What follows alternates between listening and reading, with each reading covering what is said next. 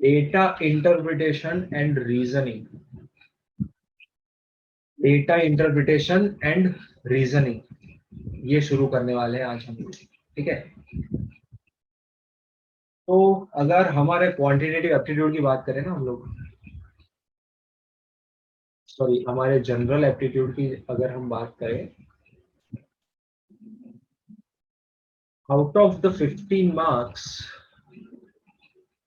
Total जो 15 marks हैं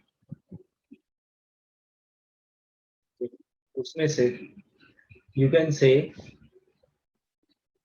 9 marks goes to quantitative aptitude.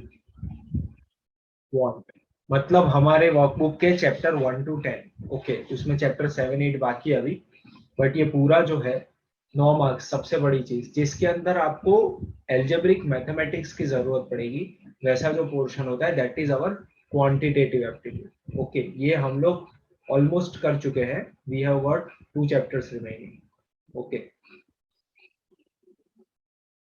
अब इसके अलावा होता है बाकी के जो 6 मार्क्स है उसमें से यू कैन से 3 to 4 marks, 3 to 4 marks will be given to data interpretation and reasoning. 3 to 4 marks data interpretation and reasoning, okay, and remaining 2 to 3 marks will be given to English language, that will be verbal communication। Okay, तो ये आप ध्यान रखिएगा aptitude के 15 marks कैसे divide होते हैं। अब कुछ साल पहले, may be a decade ago, data interpretation के इतने ज्यादा वेटेज नहीं था। Data interpretation was not so much popular and not so much required, okay, but what happened, आज का वर्ल्ड अगर हम देखें तो without data nothing is possible, right, ये हम सब जानते हैं, समझ रहे हो। सो दैट इज वाई एक इंजीनियर की लाइफ में भी data interpretation has become a very important thing. मेरे पास डेटा है लेकिन वो डेटा को समझना, वो डेटा के ऊपर से कंक्लूजन्स निकालना, that is also very important, right. तो आपको पता होगा अभी सबसे ज्यादा इंडस्ट्री में काफी एक नया टाइटल आया है, job title, data analyst. Okay, so what do, they take lot of data और उसके ऊपर से कंपनी को सही कंक्लूजन्स देना, that is their job. Okay, सही कंक्लूजन्स देना मतलब डेटा को सही तरीके से इंटरप्रेट करना, और जितना डेटा बढ़ेगा ना उतना इंटरप्रेट करना मुश्किल होता जाएगा, उतना इंटरप्रेट करने वालों की वैल्यू जो है वो सही इंटरप्रेट करने वालों की वैल्यू जो है वो बढ़ती जाएगी। Everybody is getting this, right? What I'm trying to tell you, importance of data nowadays। Okay, so first of all अगर हम बात करें डेटा इंटरप्रिटेशन, गेट में ये आपके सबसे इजी 4 मार्क्स होंगे। In GATE exam this is going to be your easiest 4 marks, these are going to be your easiest 4 marks. Okay, कैसे पता है? क्योंकि डेटा इंटरप्रिटेशन में इतनी इजी चीजें पूछी जाती है, एक इंजीनियर के लिए ये सबसे आसान होता है। बिना कुछ किए आपके सामने डेटा रखा हुआ है, उसके ऊपर से आपको क्वेश्चन पूछा जाएगा, ठीक है। सो डेटा कौन कौन से फॉर्म में हमारे सामने रखा जाता है? So either it is a tabular form और it is a graphical form. Okay, either it is a tabular form और it is a graphical form. तो टेब्यूलर फॉर्म में हमारे सामने टेबल होगा, हम इंजीनियरिंग में बहुत बार टेबल्स के ऊपर से डेटा इंटरप्रेट करते हैं और डेटा के ऊपर से टेबल भी बनाते हैं। ओके, एंड ग्राफिकल फॉर्म मतलब we will have charts, line chart, okay, pie chart, okay, multi level bar chart, multi level pie chart, so many things, right. तो वैसे देखें ना, अगर आप क्रिकेट मैचेस देखते हैं तो क्रिकेट मैच के बीच में जो सारा एनालिसिस आता है ना, उसमें से बहुत सारी चीजें होती है जो हम चार्ट्स के थ्रू समझते हैं। बहुत सारे स्टैटिस्टिक्स आपको बताए जाते हैं, पता है ना, एक बैट्समैन का परफॉर्मेंस क्या है, मैनहट्टन, रन रेट्स, हर एक ओवर में कितने रन हुए, एक बैट्समैन ने पूरे ग्राउंड में कौन सी जगह पे कितने रन बनाए, that is a pie chart. तो सारे के सारे चार्ट जो हम अभी डिस्कस करने वाले हैं वो सारे आपको statistical analysis in a cricket match और some other sports you can find that. तो यहाँ पे देखिएगा इसका क्या बोलता है ये data. First of all we are dealing with bar chart. सबसे पहले हम लोग बात करेंगे बार चार्ट की। ओके, तो यहाँ पे देखिए आपको क्या दिख रहा है, कोई भी चार्ट देखेंगे हम, जब भी हम कोई भी डेटा इंटरप्रेट करना चाहते हैं, always focus on the title and Y and X axis. Okay, questions को देखने से पहले मुझे हमेशा ही टाइटल और वाई एक्सिस पे क्या है, एक्स एक्सिस पे क्या है, ये देखना चाहिए। ओके, तो और उसके बाद ये जो टाइटल है, title as well as the data indent, ये सारी चीजें देखनी चाहिए। तो मतलब ये चार्ट मुझे दिखा रहा है कि मेट्रो सिटीज के अंदर 1991 में टोटल पॉपुलेशन कितने लाख था और उसके सामने स्लम पॉपुलेशन कितने लाख था। ओके, तो यहाँ पे क्या है हमारे पास, 91.9 lakh is the total population of Calcutta और 91.9 का 35% इज स्लम पॉपुलेशन। ओके, 91.9 का 35% is our slum population. Okay, तो अब इसके ऊपर से जब हमारे पास एक से ज्यादा क्वेश्चन हो गाइस, अगर चार्ट के ऊपर से एक या दो क्वेश्चन है ना, तो डायरेक्टली उसका आंसर फाइंड कर सकते हैं। When we have multiple questions, then we should always make a table. When we have so many questions out of a single chart, then we should always make a table. तो इसके ऊपर से हम लोगों को एक टेबल बनाना है। And we have slum population. Slum population हमारे पास दो तरीके से है, परसेंटेज में भी हमको बोला गया है, and we also have got this thing.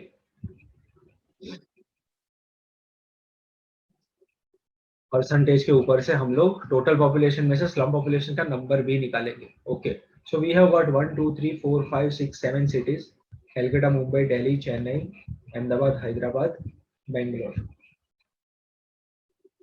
Calcutta, Mumbai, Delhi, Chennai, Ahmedabad, Hyderabad and Bangalore. ठीक है, अब मैं यहाँ पे हल्की सी लाइंस बना रहा हूँ ताकि डेटा में कभी कंफ्यूजन ना हो, ऊपर नीचे के रो मिक्स ना हो जाए। ठीक है, now what do we have? We have total population of Calcutta is 91.9 lakhs. We have total population of Calcutta is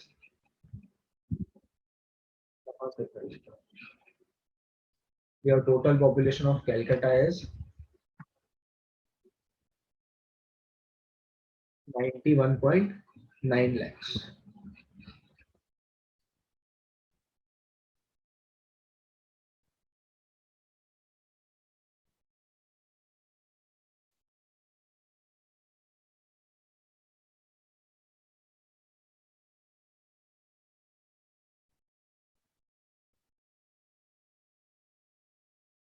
lakh. आप भी साथ में टेबल बना दीजिए। मुंबई का टोटल पॉपुलेशन है 82.4 lakhs,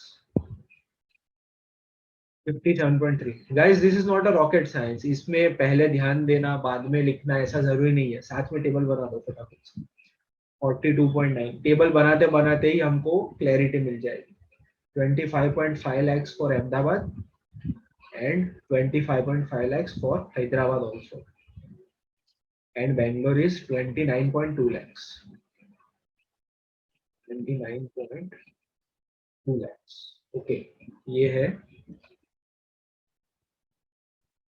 हमारे सारे सिटीज का टोटल पॉपुलेशन। ओके, अब स्लम पॉपुलेशन में हमको दिया गया है percentage.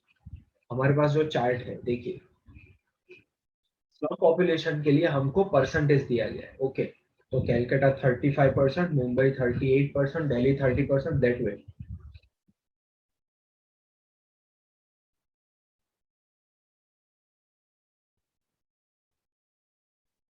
Chennai is given 32%, Ahmedabad का है 26%, Hyderabad has got 21% and Bangalore का है 10%। ओके, तो गाइस हम ये सारे के सारे जो है परसेंटेज में जो है हमारे पास, उनकी न्यूमेरिकल वैल्यू निकालेंगे just to solve all the questions quickly and together. Okay, so simply क्या करेंगे, 91.9 का 35% क्या होता है, दैट विल बी 0.35 इंटू 91.9। अभी मैं कर रहा हूँ, ओके आप भी चाहो तो साथ में कर सकते हो. So I am getting 32.165 lakh people is slum population of Calcutta. 38% of 82.4. Okay तो ये गाइस हमारा डेटा पूरी तरह से प्रेजेंटेबल एंड अंडरस्टैंडेबल फॉर्म के अंदर आ गया है. We have got all the numbers we need. We have got all the numbers we need, right? What are the questions we have got? Now let's move to question. हमेशा data interpretation की एक general rule है, सबसे पहले question मत देखो, पहले पूरी तरह से डेटा को समझ लो. पहले पूरी तरह से डेटा को समझ लो, ठीक है? Now first question is total slum population of Calcutta is approximately how much? Total slum population of Calcutta is approximately, हमारे पास है आंसर. Question number 1 का answer will be this. Okay. Then we have difference in slum population of Bangalore and Hyderabad. तो इन दोनों का difference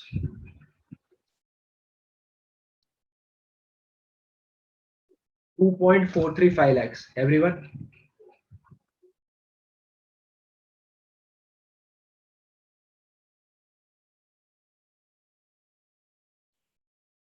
2.435 lakhs. Okay, question number 2 का answer.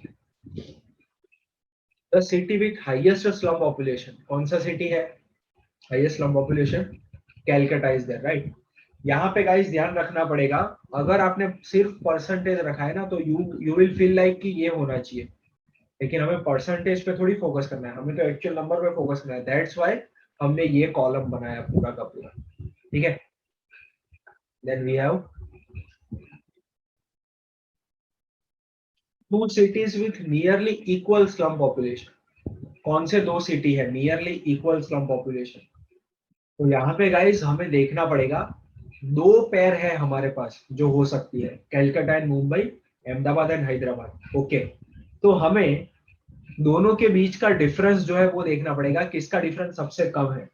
Ahmedabad और हैदराबाद के बीच में मुझे दिख रहा है अप्रोक्सीमेटली 1.2 समथिंग का डिफरेंस है, 1.2 लैक्स का डिफरेंस है. कैलकाटा और मुंबई के बीच में अप्रोक्सीमेटली 0.9 लैक्स का डिफरेंस है, 0.8, 0.85. Okay so Calcutta and Mumbai हमारा सही आंसर होगा. Everyone is getting this? Slum population पूछा है, स्लम पॉपुलेशन पूछा है. अगर टोटल पॉपुलेशन पूछते तब तो कोई डाउट ही नहीं था, तब तो इन दोनों में सेम है, अहमदाबाद और हैदराबाद, राइट? हमें स्लम पॉपुलेशन पूछा गया है, so we have got Calcutta and Mumbai. Everyone is getting this? Everybody is getting this? The slum population of Delhi is nearly 3 times more than कौन से सिटी का स्लम पॉपुलेशन? दिल्ली का स्लम पॉपुलेशन कौन से सिटी से 3 times मोर है अप्रोक्सीमेटली? दिल्ली का slum population है 17.19, तो कौन से सिटी से अप्रोक्सीमेटली 3 times है, ये बताना है. यहाँ पे भी अहमदाबाद और हैदराबाद दो कैंडिडेट्स हो सकते हैं, राइट? तो दोनों का मल्टीप्लाई बाय 3 करो और देखो 17.19 के ज्यादा करीब कौन है. अगर मैं हैदराबाद का करता हूँ तो मुझे मिलता है 16.065, और अगर अहमदाबाद का करता हूँ तो मुझे मिलता है 19.89. So Hyderabad is closer. Everybody is getting this? Question number 6. The total slum population of all the cities is nearly equal to total population of which city? Which two cities? अरे वाह, समझ में आ रहा है क्वेश्चन? सभी शहरों का टोटल स्लम पॉपुलेशन अगर हम कंबाइन करें तो कौन से दो शहर का टोटल पॉपुलेशन के जितना बन रहा है? ओके तो पहले तो हम टोटल स्लम पॉपुलेशन गिनेंगे. ये सारे स्लम पॉपुलेशन का टोटल कितना हो रहा है मुझे बताइए, मुझे बताइए ये सारे स्लम पॉपुलेशन का टोटल क्या मिल रहा है?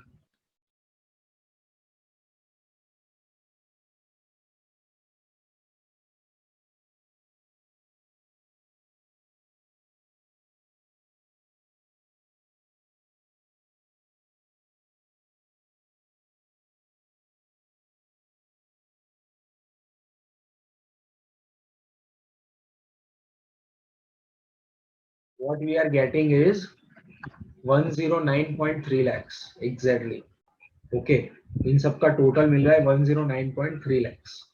ओके अब जो सारे ऑप्शंस है इनका टोटल करते हैं. Calcutta and Bangalore, Delhi and Chennai. तो ऑप्शन 1 है हमारे पास कैलकाटा एंड बैंगलोर. तो कैलकाटा प्लस बैंगलोर कितना हो रहा है? We have 121.1. ओके उसके बाद we have Delhi and Chennai 100.2. Third option is Delhi and Hyderabad. इसका तो काफी कम मिलेगा मेरे ख्याल से. दिल्ली एंड हैदराबाद का क्या है?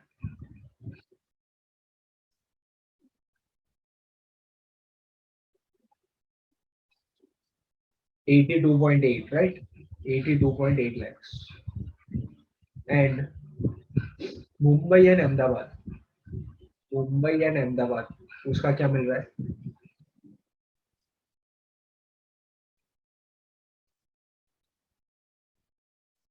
$107.9. So that is the closest. So this is closest to this digit. The ratio, question number 7. The ratio of slum population to total population in Calcutta is how many times the ratio in Bangalore? Question समझ में आ रहा है? कैलकाटा का slum population upon total population का ratio Bangalore के same ratio से कितना different है. यहाँ पे गाइस आप अगर करते हो ना कि भाई कैलकाटा का 32.165 डिवाइड बाय टोटल पॉपुलेशन, तो आपको 0.35 तो मिलेगा, क्योंकि वो 35% पे से ही हम लोग लाए हैं इसको. तो ये करने की जरूरत नहीं है, समझ रहे हो? ये कैलकुलेट करने की जरूरत ही नहीं है. कैलकाटा का रेशियो होगा 0.35, क्योंकि 35% हमको पता है ऑलरेडी, और बेंगलोर का रेशियो होगा 0.1. तो कैलकाटा का रेशियो बेंगलोर के रेशियो से 3.5 टाइम्स बड़ा है. Everybody got this ना guys? 3.5 times will be the answer. 3.5 times, right? The second least slum population कौन से सिटी में है? ये तो बहुत आसान. Answer will be Hyderabad. Second least slum population, answer will be Hyderabad. 2 level bar chart, क्योंकि सिंगल बार चार्ट के क्वेश्चन तो इतने इजी होते हैं, मैंने वो पूछा ही नहीं आपको. 2 लेवल था, ये दिख रहा है ना? एक क्वांटिटी के सबसेट में दूसरी क्वांटिटी थी, समझ रहे हो?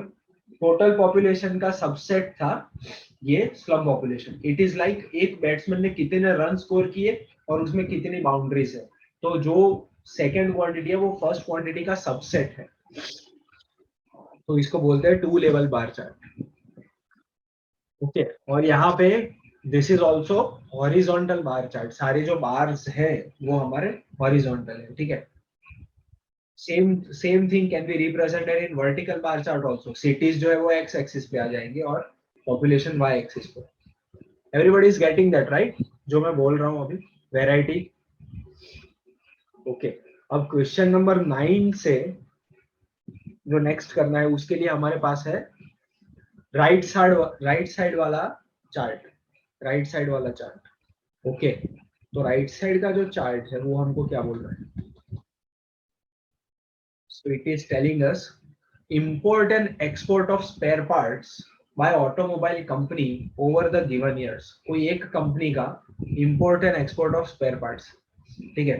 और यहाँ पे हमारे पास ये नहीं है कि ये कौन सा यूनिट है, मतलब दिस इज थाउजेंड्स में, मिलियंस में है, जैसे लास्ट में था ना लाख्स में है पॉपुलेशन, वैसे यहाँ पे हमको नहीं पता है. हमें सिर्फ ये पता है 30 40 30 45 40 30 ये चीजें पता है. तो गाइज यहाँ पे हम लोग दो क्वांटिटी को कंपेयर कर रहे हैं, imports and exports. Imports and exports both are given, right? ठीक है. Then this is known as comparative bar chart. This is known as comparative bar chart. हर एक साल का इंपोर्ट और एक्सपोर्ट, राइट? लेफ्ट साइड में जो है that is our import, right side का जो कॉलम है, राइट साइड का बार है हर एक ईयर में, that is our export. Okay, तो इसमें कोई टेबल बनाने की जरूरत नहीं पड़ेगी क्योंकि राइट अवे हमें कुछ परसेंटेज दिया हो या कोई कंक्लूजन निकालना ऐसा कुछ यहाँ पे है नहीं। Okay, so right away let us look at the questions. So question क्या है यहाँ पे, during which year the percentage rise या fall in the imports from the previous year is the lowest. अब थोड़ा ध्यान से देखना गाइस, थोड़ा लेवल अप कर रहे हैं, ठीक है, ध्यान से सुनिएगा। कौन से साल में इंपोर्ट में परसेंटेज राइज या फॉल प्रीवियस ईयर से लोएस्ट है। ओके, इसका मतलब क्या होता है गाइस, जब मैं 1994 का इंपोर्ट देखूं तो 1994 का इंपोर्ट है 30 और वो पिछले साल के मुकाबले कितना परसेंटेज है, मतलब my last years quantity will be my 100%। Percentage हमने देखा है ना, चैप्टर नंबर 4 परसेंटेज। मेरी पिछले साल की जो क्वांटिटी है वो मेरा 100% हो जाएगी, तो 94 में कितना चेंज है, 0% चेंज है। ओके, अब जब हम 95 की बात करें तो व्हाट इज हैपनिंग, 95 में मेरा इंपोर्ट है 40 और 94 में इंपोर्ट था 30, तो मतलब मेरा 100% क्या हुआ, मेरा 100% क्या है, 30 या 40 everyone, it will be 30 right, क्योंकि जब मैं 95 की बात कर रहा हूं तो रेफरेंस वैल्यू मुझे लेनी है 94 का इंपोर्ट। सो 94 का इंपोर्ट इज माई 100%, तो उसमें कितना इंक्रीमेंट हुआ, उसमें इंक्रीमेंट हुआ 10 यूनिट्स का। ओके, सिंपल हमारा चेन रूल, इफ 30 इज 100% तो 40 कितना परसेंट है, तो हमें 40 मिलेगा 133.3333% राइट। सो कितना राइज हुआ, 33.3333% राइज हुआ। ठीक है गाइस, तो ऐसे करना है हर एक साल के लिए, पिछले साल की value will be the reference value, पिछले साल की value will be the 100% value. तो मुझे बताओ, अब 45 और 40 के बीच में तो नहीं हुआ, अब 55 और 45 के बीच में होगा क्या, अगर 55 मेरी करंट ईयर की वैल्यू है 97 की, तो उसके लिए कितना हो रहा है राइज, 45 100%, तो 55 कितना, 22.2222% राइज। तो बोलो अब 98 के लिए मैं कुछ नहीं बताऊंगा, 98 में कितना हो रहा है राइज या फॉल, राइज हो रहा है वो तो दिख रहा है, 98 में कितना राइज है,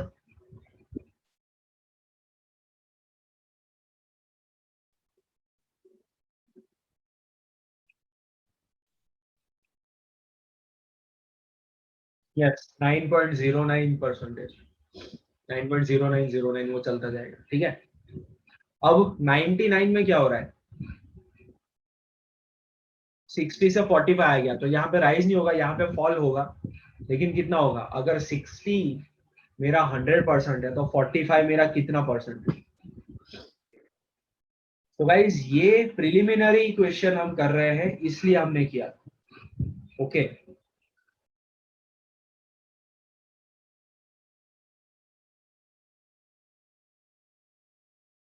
ओके, तो इसके अंदर हमको लोएस्ट राइज या फॉल पूछा है, लोएस्ट राइज या फॉल, तो फिर हमें कैलकुलेटर उठाने की जरूरत ही नहीं, लोएस्ट तो 0% ही होता है ना। अगर ये इंपोर्ट स्टेबल रहा तो उसमें कितना चेंज आया, 0% चेंज आया, समझ रहे हैं सब लोग, तो directly the answer will be 1994। कौन से साल में लोएस्ट चेंज है, तो आंसर विल बी 1994 क्योंकि कुछ चेंज ही नहीं हुआ। ओके, लेकिन अगर हमको हाईएस्ट चेंज पूछते, राइज या फॉल कुछ भी हाईएस्ट पूछते, तो आप सारे के सारे कैलकुलेट करते क्या। अब मैं जो बता रहा हूँ ना वो ध्यान से सुनना, ये होता है एजुकेट के स्टूडेंट्स के लिए कुछ समथिंग एक्स्ट्रा, ध्यान से सुनिएगा। जब मुझे परसेंटेज चेंज ढूंढना है ना तो वो दो चीजों पे डिपेंड करता है, जब मुझे परसेंटेज चेंज ढूंढना है तो वो दो चीजों पे डिपेंड करता है, दो वैल्यूज के बीच का गैप, मतलब यहाँ पे 40 और 30 के बीच में कितना गैप था, 10 का, यहाँ पे 45 और 40 के बीच में कितना गैप है, 5, यहाँ पे गैप है 10, यहाँ पे गैप है 5, और 1999 के लिए गैप है 15। समझ में आ रहा है, जो डिफरेंस है पिछले साल से इंपोर्ट में, वो मैं हाईलाइट कर रहा हूँ। ओके, तो 94 के लिए 0, 95 के लिए 10 पिछले साल के मुकाबले, 96 के लिए 5, 97 के लिए 10, 98 के लिए 5 और 99 के लिए 15। Everybody is getting this? मैं क्या बोल रहा हूँ?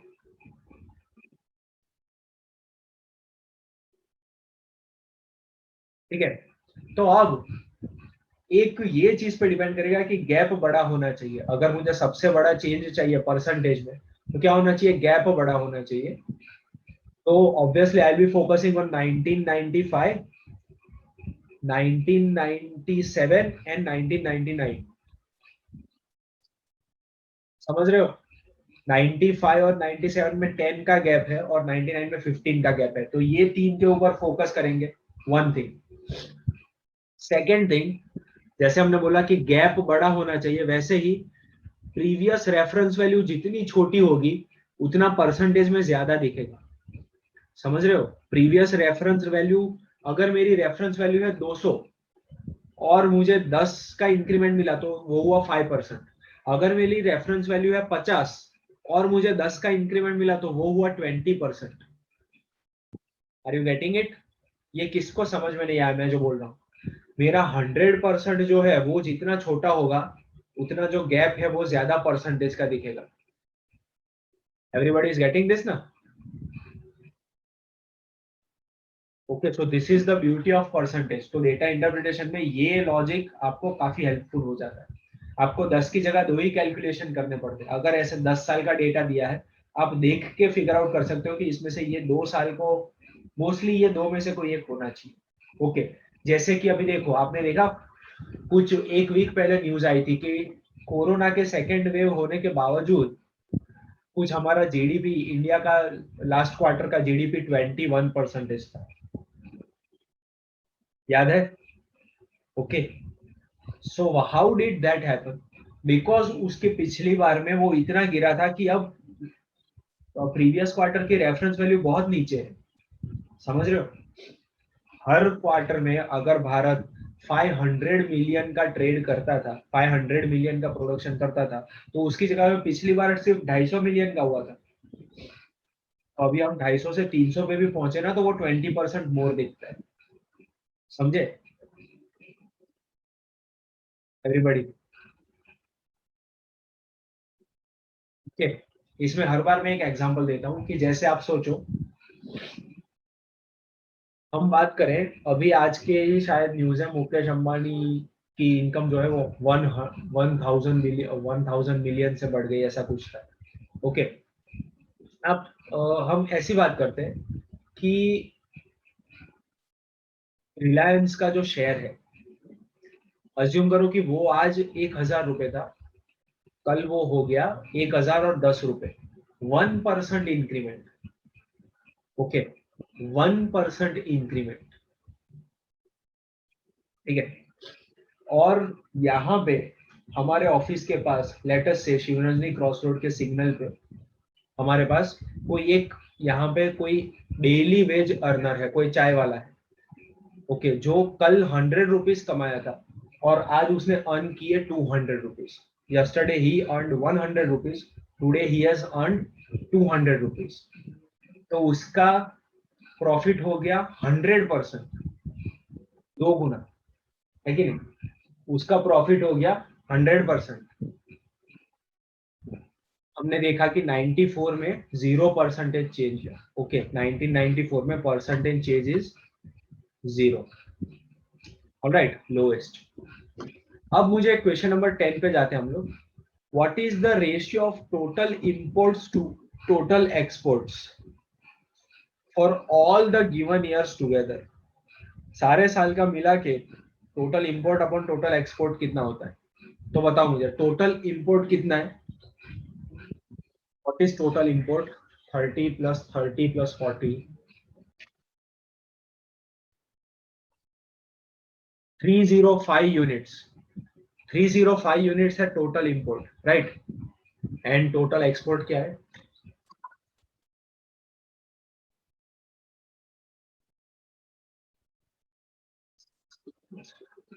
320 यूनिट है टोटल एक्सपोर्ट। 320 यूनिट है total export. Okay, so 305 upon 320, this is what we have.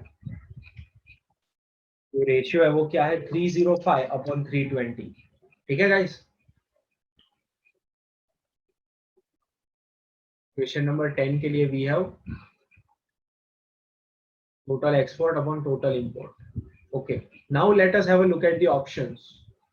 Options देख के हमको क्या पता चल रहा है कि हमें कुछ ना कुछ कट करके समथिंग अपॉन समथिंग रेशियो जो है ये इनमें से किसी का मैच हो रहा है क्या। सो इसको अगर मैं डिवाइड बाय मतलब 5 कॉमन निकालता हूं तो the same ratio becomes what, 61 upon 64। इससे ज्यादा कट नहीं कर सकते हम। हाँ, 61 को अभी कट नहीं कर पाएंगे। ठीक है, 61 अपॉन 64 मिल रहा है सबको, एवरीबॉडी पता चल रहा है ना क्या कर रहे हैं हम लोग। ओके, सो नाउ यहाँ पे क्या आंसर लिखूं मैं, क्या आंसर लिखना चाहिए मुझे, none of these.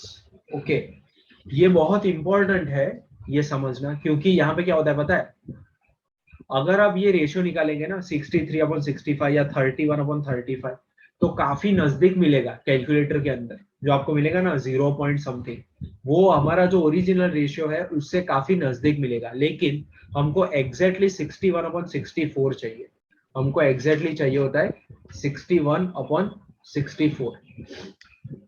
Okay, so we will write none of this. Everybody is getting this, everyone is getting this. Okay, good. Now अब थोड़ा सा जल्दी करते हैं ये क्वेश्चंस को, क्योंकि अब आप समझ गए हो कि मैं क्या बोल रहा हूँ बार चार्ट में। In which of the following pairs of years total import is equal to total export in the same pair of years? कौन सी पेयर में कौन से 2 साल का इंपोर्ट इक्वल्स टू एक्सपोर्ट हो रहा है, 2 साल का समेशन, मुझे बताइए। 4 ऑप्शन हमारे पास है, 96, 97, 93, 98, 98, 99।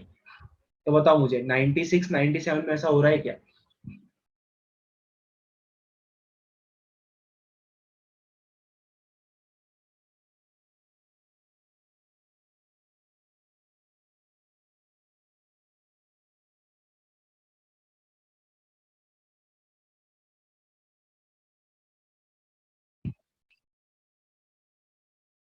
नाइनटी सिक्स 97 के लिए क्या आ रहा है, 100 एंड 100, राइट। 93 98 के लिए 93 एंड 98, तो 90 इंपोर्ट 90 एक्सपोर्ट। 98 99 के लिए हमको क्या मिल रहा है, 105 import 105 export. All of the above will be the answer. And the percentage increase in the export over the previous year is correctly matched. मतलब 96 में एक्सपोर्ट पिछले साल के मुकाबले 14.29% इंक्रीज हो रहा है क्या। 96 में एक्सपोर्ट 30 से 40 हो रहा है, 96 में एक्सपोर्ट हो रहा है 30 से 40, तो वो 33% इंक्रीज होगा। So option A is wrong. समझ में आ रहा है मैं क्या बोल रहा हूँ, ये समझ में आ रहा है मैं क्या बोल रहा हूँ। हमें क्या बोला है, कौन से साल में पिछले साल से एग्जैक्ट परसेंटेज यहाँ पे दिया हुआ है एक्सपोर्ट में चेंज का, एक्सपोर्ट में इंक्रीज का, चेंज का भी नहीं इंक्रीज का। तो ऑप्शन ए मैच नहीं हो रहा है। अब 1997 में कितना चेंज आ रहा है 96 के मुकाबले, 40 में से 60 हो रहा है, तो चेंज इज 50%। तो ये भी गलत हो गया, ये भी गलत हो गया, राइट। अब 1995 में कितना चेंज है, 95 में पिछले साल के मुकाबले पिछले ईयर 45 में से 30 हो रहा है। So the percentage change is 33.3333%। तो क्या ऑप्शन सी सही है क्या गाइस।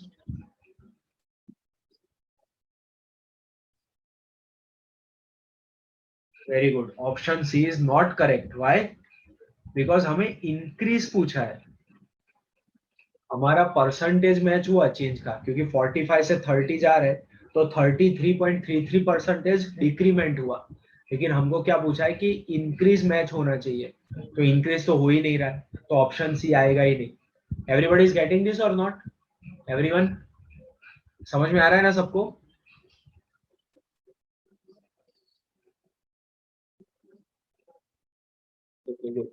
नाउ 94 में क्या 11.11 है? 40 से 45 जाना, तो that is 12.5, that is not 11.11, it is 12.5, sorry it is 11.25, पता नहीं, मुझे देखना पड़ेगा। यस, तो परसेंटेज है 12.5, परसेंटेज होगा 12.5 इंक्रीमेंट, है ना? Percentage increment will be 12.5, so this is also wrong, so we have what, none of this, हमारा आंसर आएगा none of this. Line chart में देखो गाइस, हमें एक चार्ट दिया गया है, there is something known called consumer price index. वो क्या है हमको कोई लेना देना नहीं, कोई एक फैक्टर है कंज्यूमर प्राइस इंडेक्स, जनवरी से लेकर जुलाई तक उसका परफॉर्मेंस दिया हुआ है, ठीक है? तो इसके अंदर कोई टेबल बनाने की जरूरत नहीं पड़ेगी। Which month showed highest absolute difference in the CPI over previous month? Highest absolute difference कौन से महीने में है? पिछले महीने से। एब्सोल्यूट डिफरेंस, परसेंटेज में जाना ही नहीं है, एब्सोल्यूट डिफरेंस कहां पे? अप्रैल मंथ में है, 320 से 365 हो रहा है अप्रैल मंथ में, 320 से सीधा 365 हो रहा है, जबकि मई में क्या हो रहा है, 365 से 325। तो सबसे ज्यादा difference, absolute difference April month में आएगा, ये सही है everybody? Highest absolute difference is in April month. Okay, now question number 15, which month showed highest percentage difference in CPI? ये एब्सोल्यूट डिफरेंस था, अब ये परसेंटेज डिफरेंस है। तो परसेंटेज डिफरेंस में हमने यहाँ पे जैसे किया था ना डिस्कस, कि सिर्फ डिफरेंस बड़ा होना नहीं, रेफरेंस वैल्यू छोटी होनी भी जरूरी है। तो अप्रैल के लिए क्या होगा, डिफरेंस 45 का है अप्रैल मंथ के लिए, for the month of April, for the month of April, difference will be 365 minus 320 and reference value will be 320. Okay, into 100 करेंगे तो परसेंटेज मिलेगा फॉर अप्रैल। तो कितने परसेंटेज हो रहा है ये?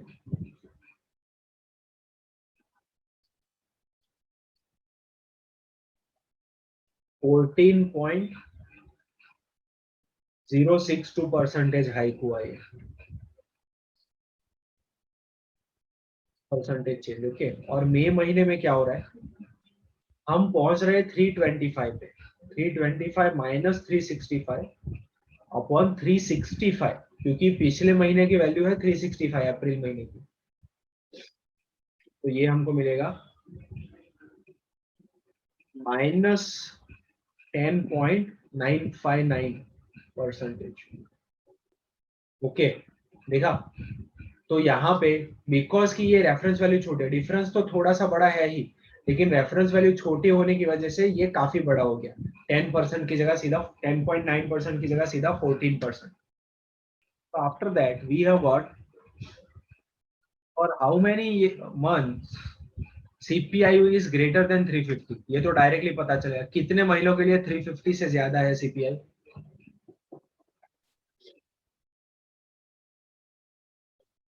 2 महीनों के लिए ना, for month of April and for the month of July. अप्रैल और जुलाई 2 महीनों के लिए 350 से ज्यादा वैल्यू है। इतने आसान क्वेश्चन आते हैं गेट में, आप सोचिए। In how many months was there a decrease in CPI? कितने महीनों में डिक्रीमेंट हुआ है, नीचे आया? तो ये एक पाई चार्ट है जो हम देखेंगे, ये सेट ऑफ क्वेश्चंस के लिए we have got a pie chart. Pie chart का मतलब पता है ना, होल सर्कल 360 डिग्री मतलब 100%, 360 डिग्री विल बी 100%, राइट? तो ये एक काफी फैशनेबल फैमिली का मंथली बजट है, क्योंकि वो हर महीने 20% खर्चा कपड़े पे करते हैं। ओके, तो ये जो पाई चार्ट है हमारे पास, उसके ऊपर से हमको क्वेश्चंस करने हैं। पूरा 100% डिवाइडेड है, फूड, क्लोथ, रेंट, इलेक्ट्रिसिटी और मिससेलेनियस, मतलब परचूरण खर्च। ओके, तो ratio between money spent on rent and food, ratio between money spent on rent and food. अब इसमें गाइस हमको कितना मनी है वो जरूरत नहीं है, समझ रहे हो? हमें क्या करना है, सिंपली 19.44 डिवाइड बाय 34.72, अमाउंट जो भी हो वो परसेंटेज में यही रेशियो में रहेगा कि नहीं? एवरीवन समझ रहे हो? हमको एक्चुअल अमाउंट की जरूरत नहीं है, एक्चुअल अमाउंट जो भी होगा दोनों का रेशियो यही रहेगा ना, 19.44 डिवाइड बाय 34.72, क्या मिला? 0.559 आई थिंक, ऐसा कुछ मिल रहा है। Okay, now if the income of a family is 12,000 rupees per month, difference between expenditure on clothing and electricity approximately कितना होगा? तो यहाँ पे एवरेज स्टूडेंट क्या करेंगे, 12,000 जो है उसका 20.28% निकालेंगे, उसका 10.28% निकालेंगे और दोनों का गैप निकालेंगे, और दोनों का गैप आपको मिलेगा 1,200 रुपए। If the income of family is 20,000 per month, ratio of expenditure और rent and miscellaneous item, once again 20,000 हो या 2 लाख हो या 20 लाख हो, कोई फर्क नहीं पड़ता, rent upon miscellaneous item, this upon this, इतना ही हमको करना है। क्या मिल रहा है ratio? 1 okay, if the income of a family increases by 1,000 rupees per month, then amount spent in rupees on electricity कितना इंक्रीज करेगा? अगर टोटल इनकम 1,000 रुपए इंक्रीज हुआ है तो इलेक्ट्रिसिटी का अमाउंट कितना इंक्रीज होगा? 1,000 का 10.28%, 102.8 रुपीज। इलेक्ट्रिसिटी में टोटल बजट का 10.28% जाता है, तो अगर टोटल बजट 1,000 रुपए बढ़ गया तो इलेक्ट्रिसिटी कितना बढ़ेगा? 102.8 रुपए। समझ में आ रहा है क्या everyone? If the income of a family is 8,000 rupees per month, तो approximate difference of expenditure on electricity and miscellaneous item 8,000 रुपए पर महीना इनकम है। डिफरेंस परसेंटेज में ही पूछा है, इनकम जो भी हो क्या फर्क पड़ता है, रुपीज में कैलकुलेट ही नहीं करना है, ये ब्रैकेट पे ध्यान देना आप, ठीक है? Approximate difference in expenditure electricity और मिसलेनियस आइटम 5% होगा कि नहीं? रुपीज से कुछ लेना देना ही नहीं है, ये तो डायरेक्ट आंसर मिलेगा आपको। Everybody got this? एवरीवन?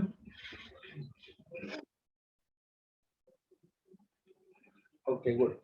तो ये हो गया guys simple pie chart, this is simple pie chart. अब हमारे पास है कंपैरेटिव पाई चार्ट, ये मैं अभी आपको कंपैरेटिव पाई चार्ट हम लोग डिस्कस कर रहे थे। Comparative pie chart was the topic we needed to discuss.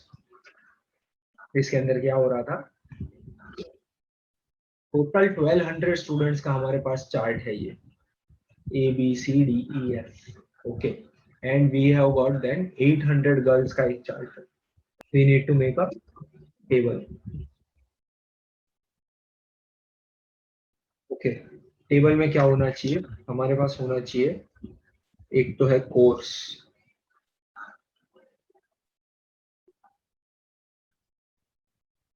Course, उसमें टोटल स्टूडेंट्स, और गर्ल्स जब हमको पता चल जाए तो वी विल आल्सो गेट कि कितने बॉयज हैं, राइट? जब हमें टोटल स्टूडेंट्स पता है तो उसके बाद हम जाएंगे गर्ल्स और बॉयज के लिए।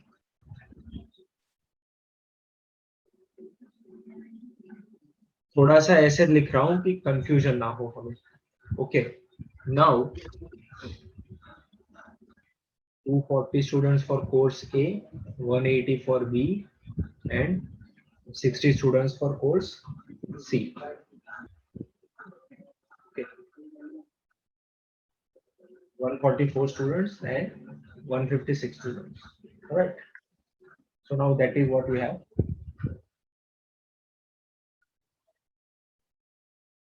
अब सिमिलरली ये 800 गर्ल्स का बना के बताइए मुझे.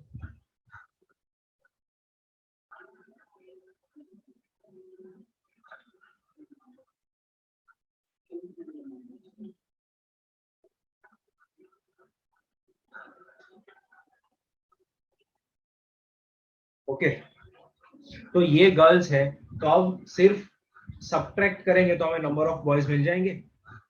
राइट. कोर्स ए में number of boys 0, course B में 100, कोर्स सी में 44, कोर्स डी में 180, कोर्स ई के अंदर will have 36 and D F में 44. Okay, first question is for course D ratio of boys and girls. बताओ कोर्स डी के लिए बॉयज एंड गर्ल्स का रेशियो.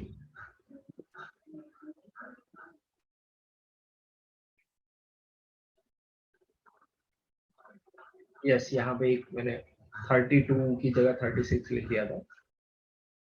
कोर्स डी में रेशियो क्या हो जाएगा?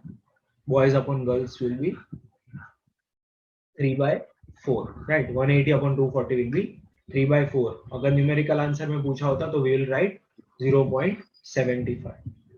Okay, then 25th question, for which pair of courses is the number of boys same? ये तो बहुत आसान है, once you have made the table. वो किसके लिए सेम है number of boys and girls? तो course C and course F. Course C and course F. Right. Now question number 26, for course E number of girls is how much % more than number of boys? Course E के लिए girls कितने प्रतिशत ज्यादा है boys से? Course ई की बात करें, कोर्स ई में क्या है? 32 एंड 1112. तो मतलब 32 हमारा 100% होगा, तो 1112 हमारा कितना परसेंटेज होगा? 32 हमारा 100% होगा, तो 1112 कितना होगा हमारा? It will be 350%. राइट. तो कितना ज्यादा हुआ? 250% मोर. 250% मोर नंबर ऑफ गर्ल्स. राइट. ये हम लोग काफी टाइम से देखते आ रहे हैं, आपको पता चल ही रहा होगा ये. राइट. ये हम काफी टाइम से देखते आ रहे हैं ना एवरीवन. अगर ये 100 था, ये 350 था, तो कितना ज्यादा हुआ? 250%. Okay. For which course number of boys is minimum? Obviously course A. How many girls are there in course C? Course C में कितने girls हैं? 16. Okay. Okay. That is directly table is given. हम लोग अब तक data का tabulation करते थे चार्ट के ऊपर से, यहाँ पे directly table is given. Okay, तो यहाँ पे क्या बेनिफिट होगा हमको? हमारा टाइम बहुत सेव होगा, हमारे पास डेटा है और सीधा क्वेश्चन करेंगे. तो क्या है टेबल वो देखते हैं. Type of batteries, type of batteries. Okay, कुछ टाइप ऑफ बैटरीज का सेल्स है. हाँ, तो 4 ampere hour, 7 ampere hour, 32 AH, 35 AH, 55 AH, 5 अलग अलग करंट या कैपेसिटी की बैटरीज हैं, और हमारे पास 92 से लेकर 98 ईयर तक का डेटा है. Okay, total sales of all the 7 years is minimum for which battery? तो इसके लिए क्या होगा पता है आपको? सभी बैटरीज का कॉलम वाइज एडिशन करना पड़ेगा. 4 AH का टोटल, 7 AH का टोटल, 32 AH का टोटल, 35 AH का टोटल, 55 AH का टोटल. ये तो करना ही पड़ेगा, मैक्सिमम पूछा है. तो आप जरा देखेंगे ना टेबल, तो आपको आइडिया आ जाएगा कि टॉप 2 या 3 कौन कौन से होने चाहिए. तो आपको सभी 5 का नहीं करना पड़ेगा. 32 AH एंड 55 AH में से कोई एक होना चाहिए विनर, तो दोनों का टोटल करके देखो।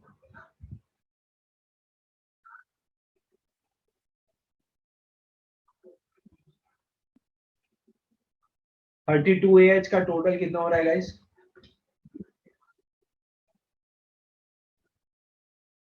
901000, राइट। 55 AH का कितना हो रहा है?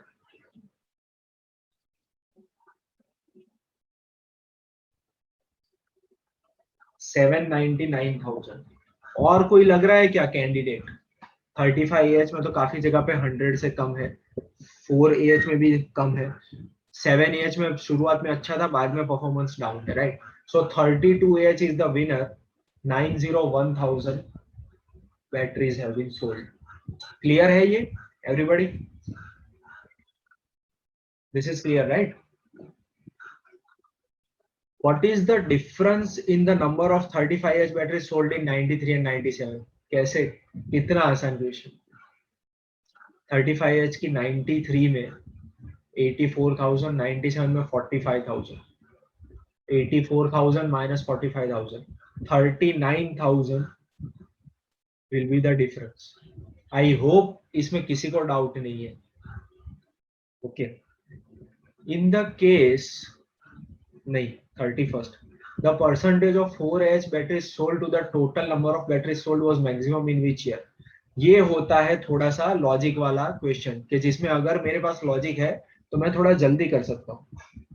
4AH बैटरी का टोटल सेल्स में परसेंटेज हाईएस्ट किधर है? मतलब जैसे 92 की बात करें तो 4AH बैटरी सोल्ड का टोटल से परसेंटेज क्या होगा? 75 डिवाइड बाय 543, और जो आंसर मिला मल्टीप्लाई बाय 100, राइट। मतलब 75 इंटू 100 डिवाइड बाय 543। ओके, हमने क्या किया? सिंपली 543 इज 100%, तो 75 इज कितना percent? Okay, similarly 90 into 100 divide by 528।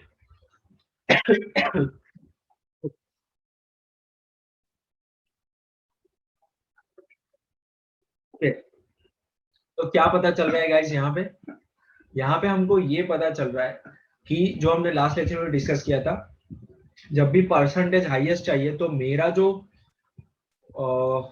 मेरी जो वैल्यू है जिसको परसेंटेज के तौर पे बताना है वो जितनी बड़ी होगी और रेफरेंस वैल्यू जितनी छोटी होगी उतना मेरी वैल्यू का परसेंटेज बढ़ाएगा, राइट। सो 90 और 528, 96 एंड 525, तो 96 and 525 will have better percentage obviously, तो एक हमें चेक करना चाहिए 94 वाला। ओके, फिर 105, 510 उससे भी अच्छा है, तो 94 जाने दो, 1995 चेक करना चाहिए, फिर 1996 भी चेक करना पड़ेगा क्योंकि 105 की जगह 90 हो रहा है खुद का वैल्यू, लेकिन 510 की जगह भी तो 465 हो रहा है ना, so we will also have to check that. अब 95 भी चेक नहीं करना पड़ेगा, देखो, क्योंकि 105 एंड 495 है, 495 is also less than this one, तो 95 की जगह पे 97 ही आएगा और better result, right. And 98 check करना है तो कर सकते हैं, लेकिन 605 मतलब बहुत बड़ा जंप जा रहा है, तो उसमें उतना ज्यादा मजा नहीं आएगा, ठीक है। सो आई थिंक 96 एंड 97 ये दोनों को चेक करने पे हमको आंसर मिल जाएगा। ओके, तो बोलो 96 का ज्यादा आ रहा है कि 97 का? 96 का परसेंटेज आ रहा है 18.18,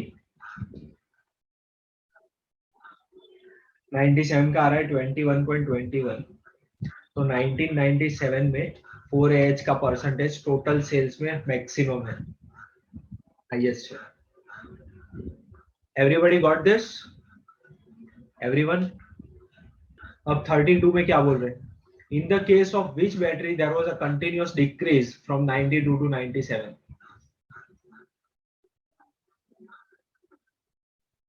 In the case of which battery there was a continuous decrease from 92 to 97? 92 से लेके 97 तक कंटिन्यूअस डिक्रीज, 4AH में तो इंक्रीज हो रहा है, 7AH में 7AH में है,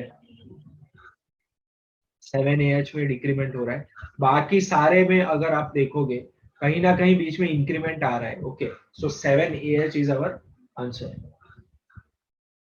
What was the approximate percentage increase in sales of 55H batteries in 98 compared to 92? Percentage increase in sales of 55H batteries in 98 compared to 92. तो what does this mean? मेरा 100% क्या है? मेरा 100% है 108 और हमें ये देखना है कि 145 में उससे कितना परसेंट ज्यादा है. समझ रहे हो? कितना मिल रहा है? 34.2592, राइट?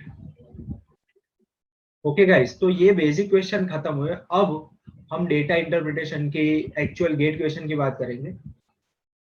अब गाइस, डेटा इंटरप्रिटेशन में सबसे इंपॉर्टेंट चीज क्या होती है पता है? डेटा, जो दिया हुआ डेटा है वो भगवान है, इसके अलावा मुझे और कुछ नहीं मालूम. ओके, कॉमन सेंस यूज नहीं कर सकते हम डेटा इंटरप्रिटेशन. हमेशा ध्यान रखना है, इसको नोट करके लिख लीजिए. ओके, डेटा इंटरप्रिटेशन में मुझे जो डेटा दिया गया उसके अलावा मुझे क्या क्या पता है, ओके, कैसे किया जाएगा, वो कुछ नहीं चाहिए. Nothing of that. समझ रहे हो एवरीवन? डेटा इंटरप्रिटेशन मीन्स कि मुझे जो डेटा दिया है उसके बाहर मुझे कुछ भी नहीं पता है. Okay, multi level hierarchical pie chart shows the population of animals in a reserve forest. कोई एक फॉरेस्ट में पॉपुलेशन कैसा है ये यहाँ पे multi level hierarchical pie chart से दिख रहा है. हायरार्कियल पाई चार्ट कैसे हुआ दिख रहा, पता चल रहा है ना आपको? मैमल के अंदर 3 है, रेप्टाइल के अंदर और 2 है, बर्ड के अंदर 4 है. समझ रहे हो? तो ये multi level hierarchical pie chart हुआ. ओके, तो ये चार्ट के ऊपर से हमें क्या क्या कंक्लूजन्स मिलते हैं ये हमें पूछा गया कि भैया 1 2 3 4 में से कौन कौन से सही है. ओके, तो इसकी बात करेंगे हम लोग अभी. First thing is butterflies are birds. Actually butterflies are birds is correct according to this chart. इसके बाहर का मुझे कुछ नहीं पता है. Okay everyone,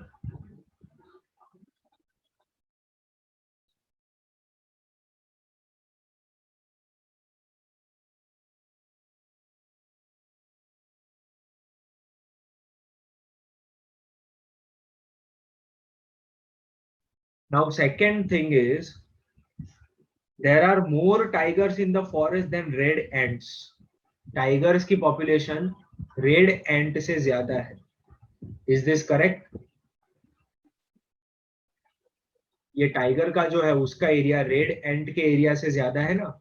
so this is correct. अब मुझे बताओ, दुनिया का कौन सा ऐसा होता है जिसके अंदर actually this is true, this is not true, right? दुनिया के कोई जंगल में ऐसा नहीं होता है, लेकिन यहाँ पे ऐसा होता है. ओके, क्योंकि ये चार्ट में हमको दिखा गया है. दुनिया का कौन सा ऐसा फॉरेस्ट होगा जिसमें टाइगर चींटिया से ज्यादा है? Okay, it is actually impossible ना. ऐसा होता तो सेव द टाइगर चलाना ही नहीं पड़ता हमको, right? But according to this chart it is correct. अब मुझे 3 और 4 के लिए बताइए.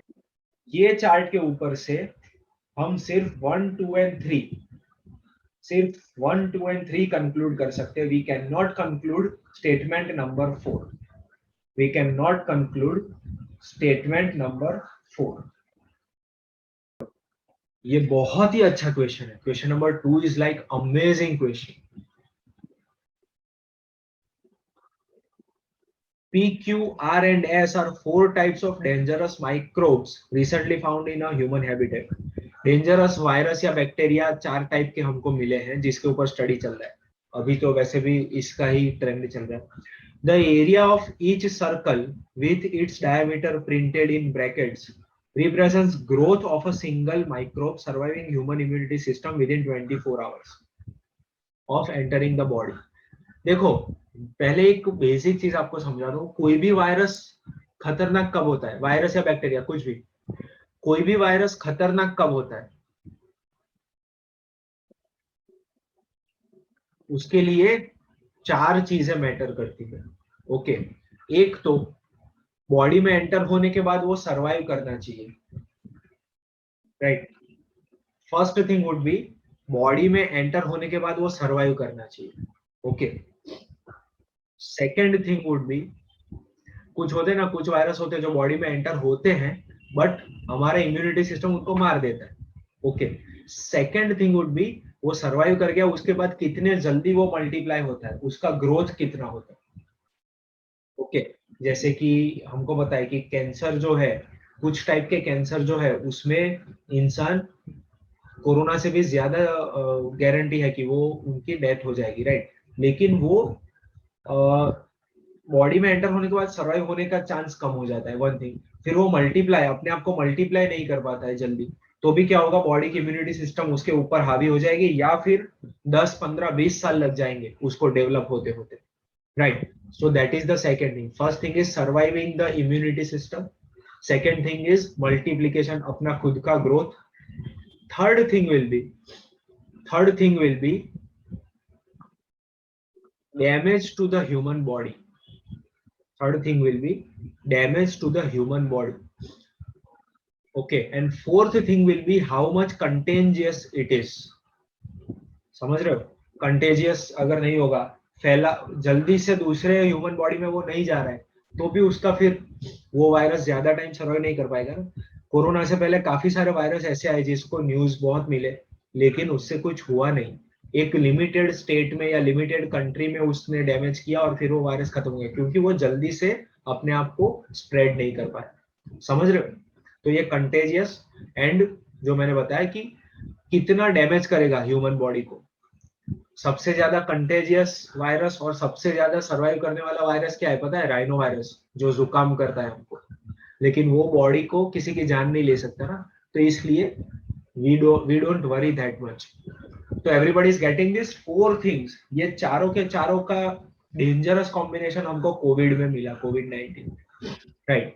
जल्दी से फैल सकता है, ह्यूमन इम्यूनिटी सिस्टम के आगे सरवाइव कर सकता है, अपने आप का ग्रोथ कर सकता है और डैमेज भी बहुत कर सकता है। चारों के चारों फैक्टर चाहिए हमको, ठीक है।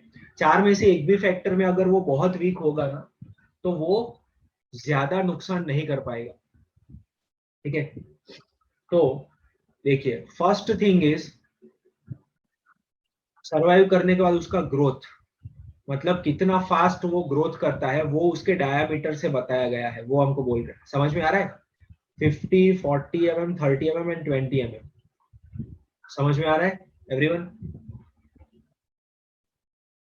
डायामीटर जो है वो उसका ग्रोथ बता रहा है, मतलब पी जो है वो सबसे ज्यादा ग्रो करेगा फास्ट फास्ट ह्यूमन बॉडी के अंदर।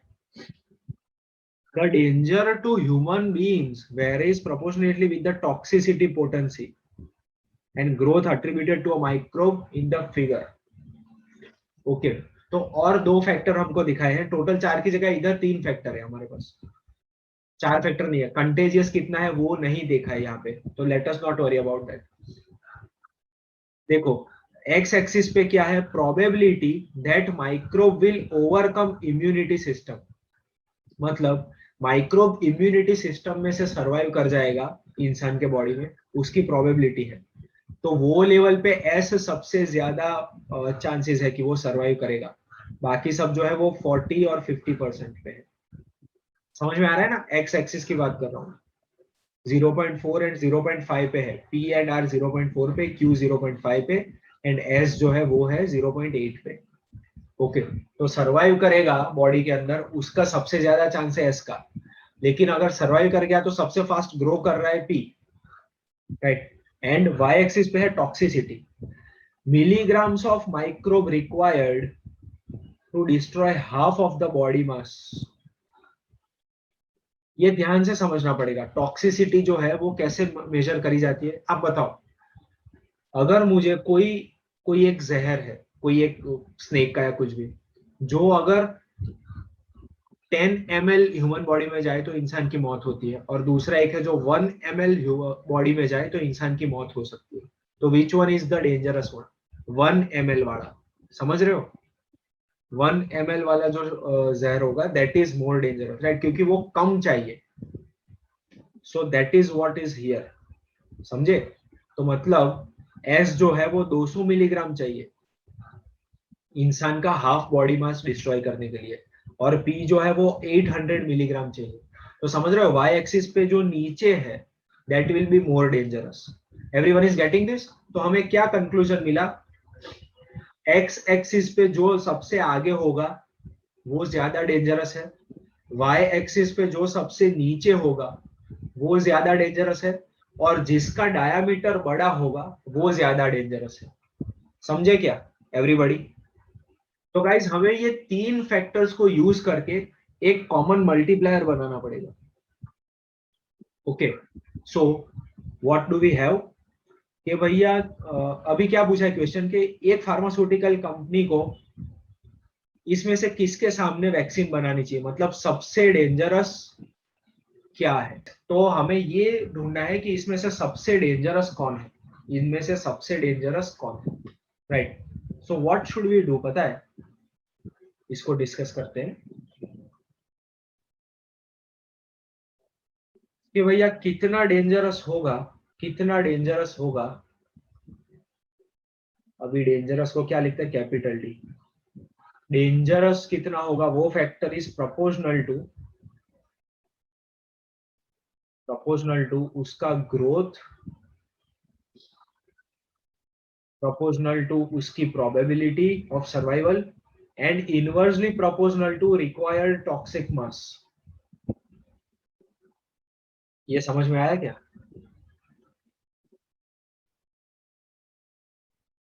ये समझ में आया?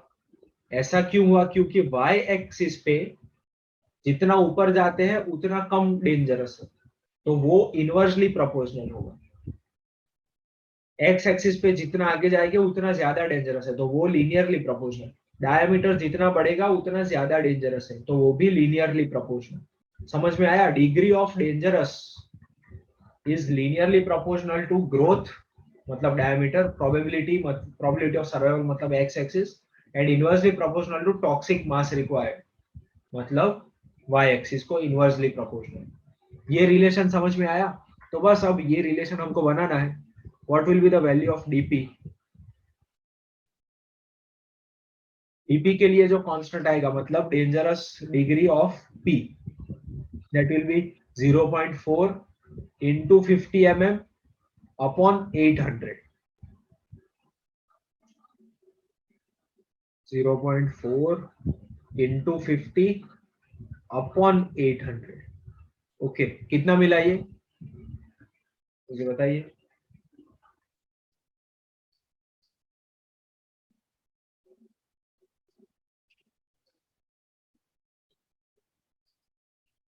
Zero point zero two five.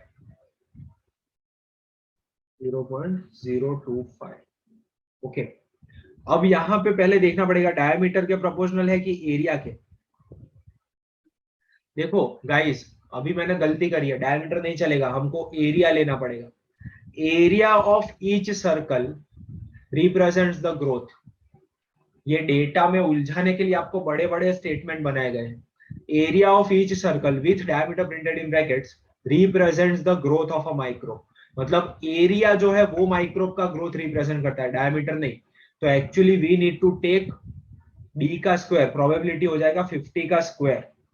ये किसको समझ में नहीं आया? हम डायमीटर नहीं ले सकते, हमको एरिया लेना है। तो पाई को तो मैं कांस्टेंट में उड़ा देता हूं, पाई डी स्क्वायर बाय 4 चाहिए ना actually.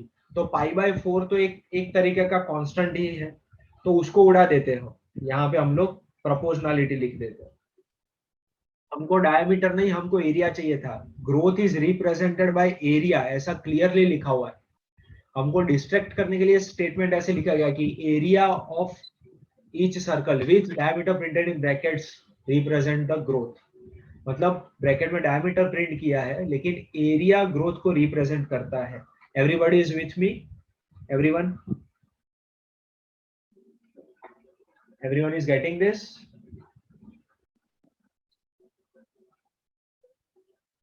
Okay, so we have to take D square, diameter का स्क्वायर। तो बोलो डीपी कितना हो रहा है? 50 का square into 0.4 divided by 800, 1.25।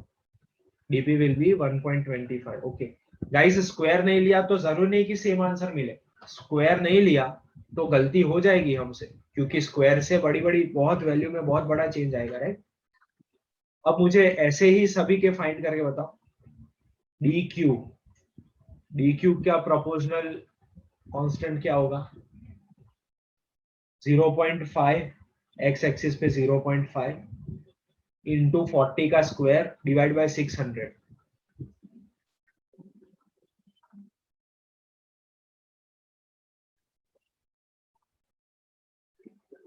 0.4 into 30 का square upon 300।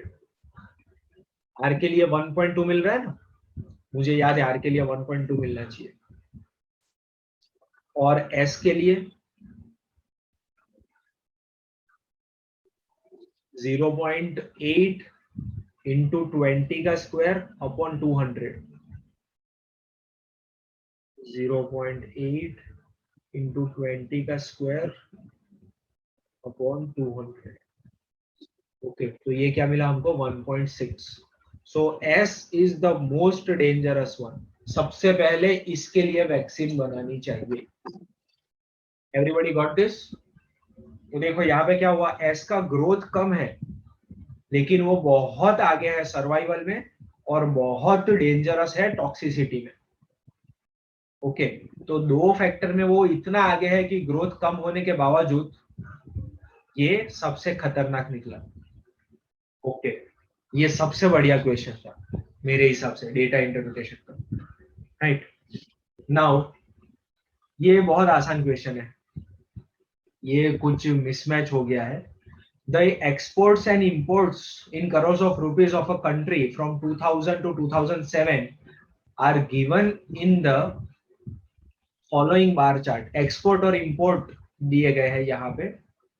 Trade deficit, trade deficit क्या होता है उसका डेफिनेशन भी बोल दिया है।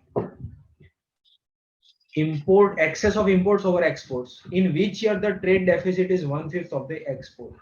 ओके, बहुत ही आसान है ये, बहुत ही आसान है ये, ध्यान से देखिए। फर्स्ट ऑफ ऑल समझिए ट्रेड डेफिसिट क्या होता है। ट्रेड डेफिसिट मतलब जब कोई कंट्री, अज्यूम करके कोई कंट्री 1000 करोड़ रुपए का गुड्स एक्सपोर्ट करता है और 1200 करोड़ रुपए का गुड्स इंपोर्ट करता है, तो 200 करोड़ रुपए उसका ट्रेड डेफिसिट हुआ। समझ रहे हो?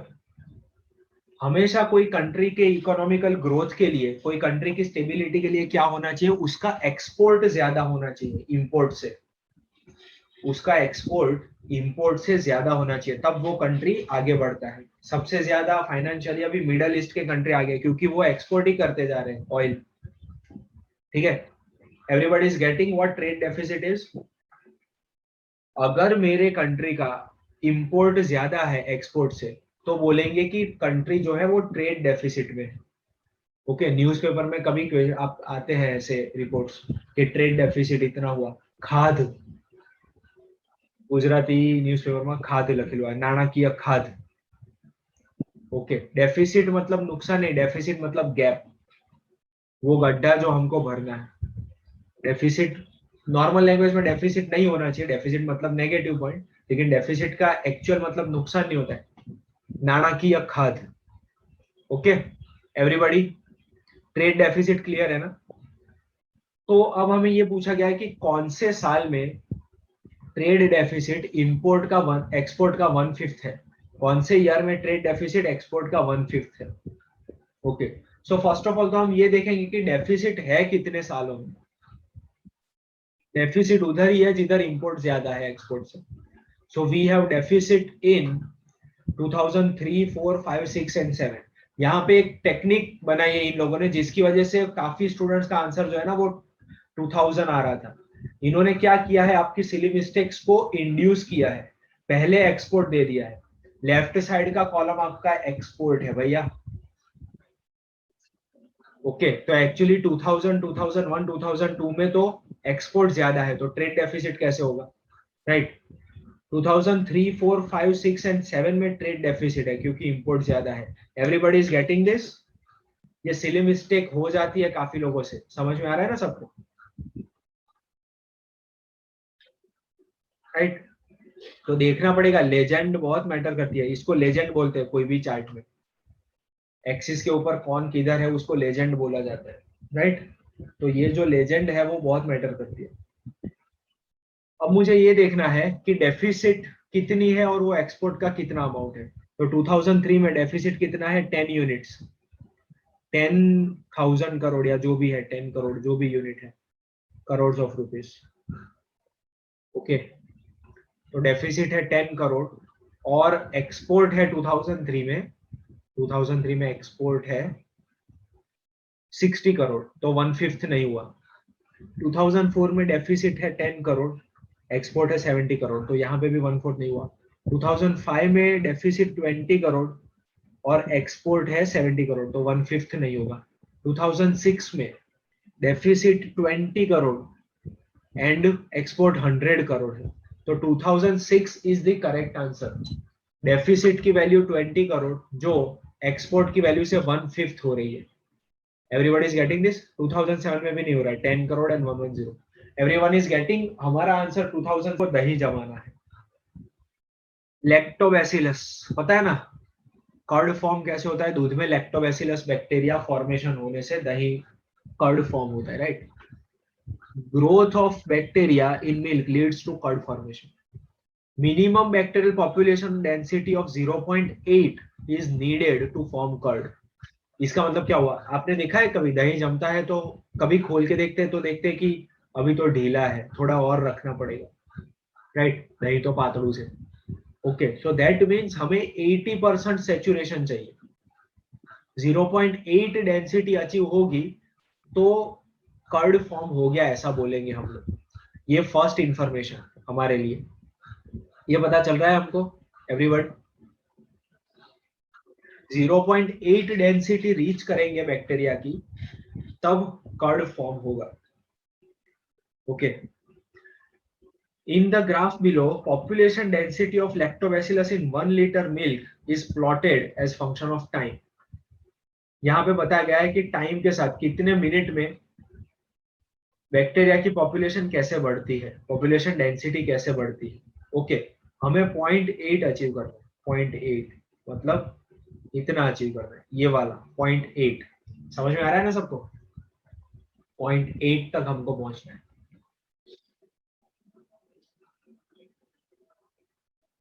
Eight two different temperatures.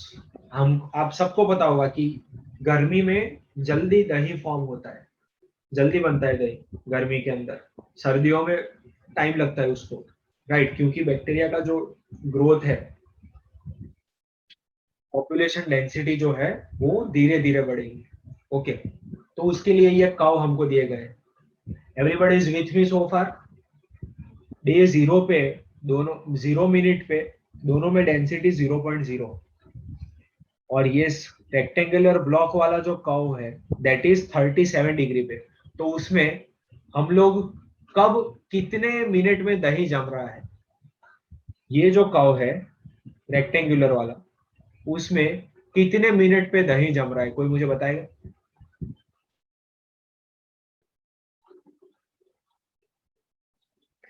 we need to achieve 0.8, we need to achieve 0.8। तो 0.8 हमको मिल रहा है यहाँ पे, यहाँ पे है ना, यहाँ पे मिल रहा है हमको 0.8। yes, this is 0.8। तो it is approximately 95 minutes, it is approximately 95 minutes। everyone, ये किसको पता नहीं चला, दही जमाना मतलब हमें पूरा 100% पे नहीं पहुंचना है, हम 0.8 पे कब पहुंच रहे हैं वो हमको फाइंड करें। ठीक है एवरीबॉडी,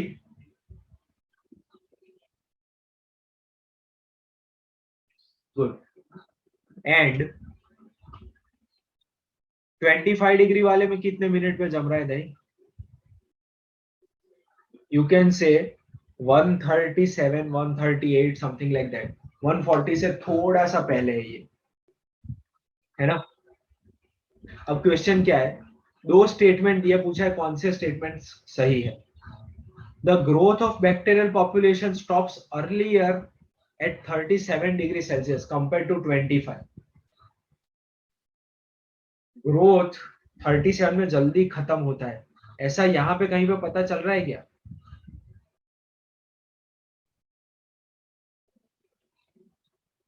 यहाँ पे क्या किसी को पता चल रहा है ऐसा? एग्जैक्टली ग्राफ हॉरिजॉन्टल हो गया, कंप्लीटली कांस्टेंट हो गया, करीब यहाँ पे ऑलमोस्ट कांस्टेंट हो गया है करीब 190 मिनट्स में, राइट? तो बैक्टीरिया का फॉर्मेशन जो है वो जल्दी स्टॉप हो गया, ऐसा मैं बोल सकता हूँ, क्योंकि उसके बाद वो वाला दूसरा ग्राफ जो है उसके बाद कांस्टेंट हुआ है. Everyone is getting this? Okay. अब ये क्वेश्चन 5 जो है वो यहाँ से यहाँ पे जा रहा है because of some formatting error. In the graph below, the concentration of a particular pollutant in a lake is plotted over alternate, मतलब हर 2 दिन पे डेटा लिया गया, alternate days of a month in winter and same in summer.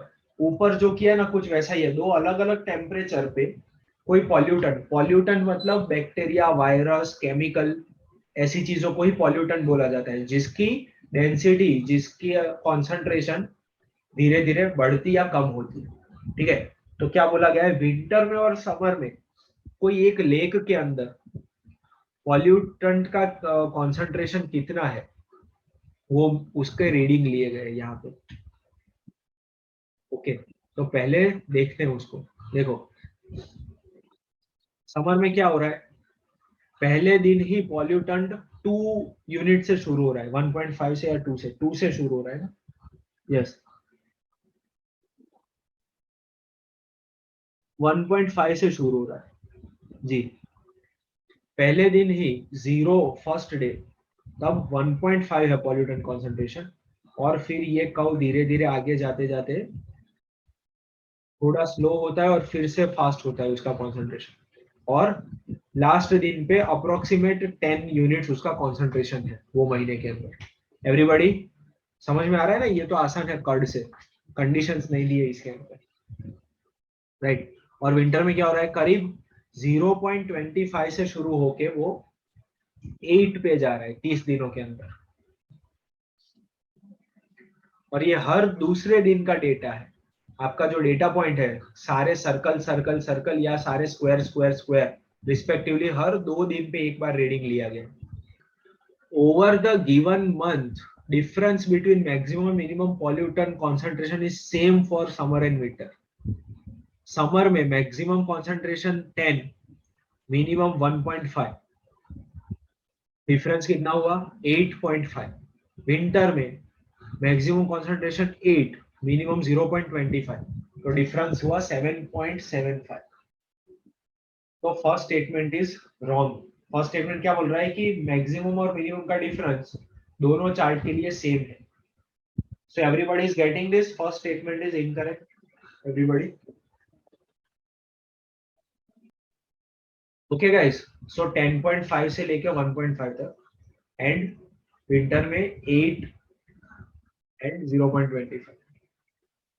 Statement 1 is incorrect. Statement 2, there are at least 4 days in summer month such that pollutant concentrations on those days are within 1 ppm of concentration on corresponding days in the winter.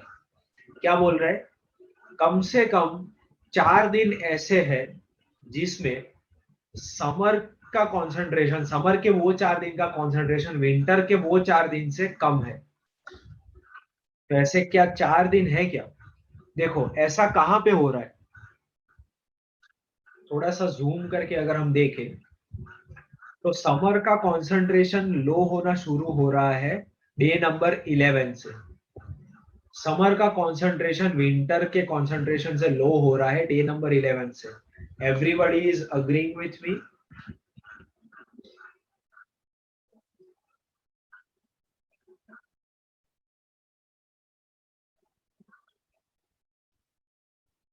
Okay, और फिर 12th day को भी summer नीचे है, 13th को summer नीचे है,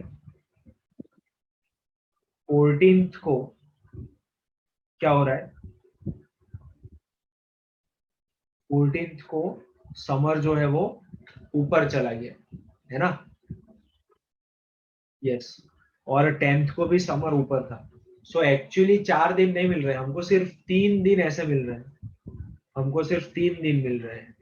okay, day number 11, 12 and 13 we have 3 days जिसमें समर का कॉन्सेंट्रेशन विंटर से कम है। तो statement 2 is also wrong.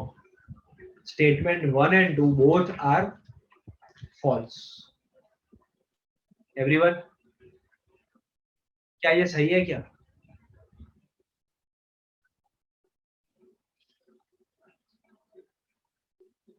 Sorry, lower तो पूछा नहीं है हमको, मैं लोअर ढूंढ रहा था गाइस। हमको पूछा क्या है कि विद इन 1 ppm होना चाहिए।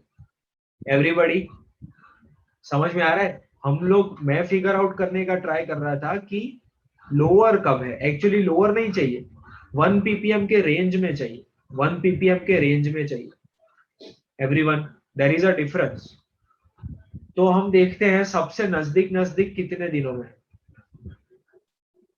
डे नंबर 10 पे 1 ppm के रेंज में है, ऑब्वियसली है, यस। दोनों के बीच में डिफरेंस 1 ppm से कम कहाँ कहाँ है? डे नंबर 10 पे तो है ही 1 ppm से कम, राइट? 1 ppm मतलब 2 से 3 या 3 से 4 कितना बड़ा है देखिए आप y एक्सिस पे। ओके, तो 1 ppm के अंदर है यहाँ पे। डे नंबर 11 पे भी 1 ppm से कम है डिफरेंस, ऑलमोस्ट सेम है 11 पे। तो डे नंबर 12 पे भी 1 ppm के अंदर है, 13 पे भी 1 ppm के अंदर है, 14 पे भी 1 ppm के अंदर ही है। So actually we are getting at least 5 days। हमें कंफर्म मिल रहा है कि 5 दिन तो ऐसे हैं जिधर समर और विंटर के कॉन्सेंट्रेशंस एक दूसरे से 1 ppm से नजदीक है। ये समझ में आ रहा है? डे नंबर 10, 11, 12, 13, 14 5 दिन हुए टोटल कम से कम। अगर हम यहाँ पे फिगर आउट ना भी कर पाए 9th का या डे नंबर 15th का कि एग्जैक्ट गैप कितना है, तो भी हमें 10, 11, 12, 13 और 14 ये जो रेंज मिल रही है, इसमें हर जगह पे समर और विंटर के कॉन्सेंट्रेशन 1 ppm के रेंज में है एक दूसरे से। ये किसको समझ में नहीं आया? हमें लोअर नहीं पूछा गया था पहले, मुझे लगा कि लोअर ढूंढना है तो मैं लोअर देख रहा था। हायर और लोअर नहीं देखना है, 1 ppm के अंदर होना चाहिए एक दूसरे से। Question number 6, total exports and revenues, revenue मतलब income, from the exports of a country are given in 2 charts below. Pie chart for export shows quantity of each item exported as a percentage of total quantity of exports. Obviously, pie chart of revenue shows the percentage of total revenue generated to each export of each item. ये तो pie chart में ऐसा ही होता है ना, उसमें statement क्या देखने का, राइट? हमको क्या बोला गया है कि कितनी आइटम, टोटल क्वांटिटी का कितना परसेंटेज है एक्सपोर्ट में, और रेवेन्यू में टोटल इनकम का कितना परसेंटेज है। ओके, तो गाइज यहाँ पे हमको टेबल बनाना पड़ेगा, यहाँ पे हमको टेबल बनाना पड़ेगा।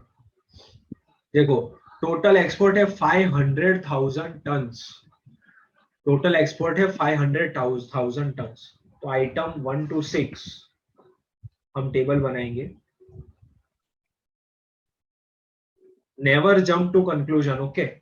ये कंक्लूजन पे जंप करने की टेक्निक मेरे लिए ठीक है, इतने इतने हजारों क्वेश्चन सॉल्व करने के बाद आपको कंक्लूजन पे जंप नहीं करना चाहिए, एक बार चेक करना चाहिए, आपकी जिंदगी का सवाल है। मेरे लिए भी आज की डेट में भी अगर मेरे लाइफ के ऊपर असर करने वाला होता है ना नेक्स्ट गेट का स्कोर, तो मैं डायरेक्टली नहीं लिखता हूँ कभी भी। ओके, आपका स्कोर आपका फ्यूचर डिसाइड करने वाला है, तो डेटा इंटरप्रिटेशन में कंक्लूजन पे मत जाइए कभी भी। तो आइटम है हमारे पास 1, 2, 3, 4, 5, 6। ओके, अब 500,000 टन्स, तो 1000 टन्स में export, export in 1000 tons. Okay, export in 1000 tons. तो 500 का आइटम 1 का 11%, 55, 100 और 95, 55,000 टन्स, 100,000 टन्स, 95,000 tons. Okay. 22 मतलब 110, 60 and 8 80. 110,000 tons, 60,000 tons and 80,000 tons. ये सही है ना? सही है कि नहीं? आप टोटल करके भी चेक कर सकते हो.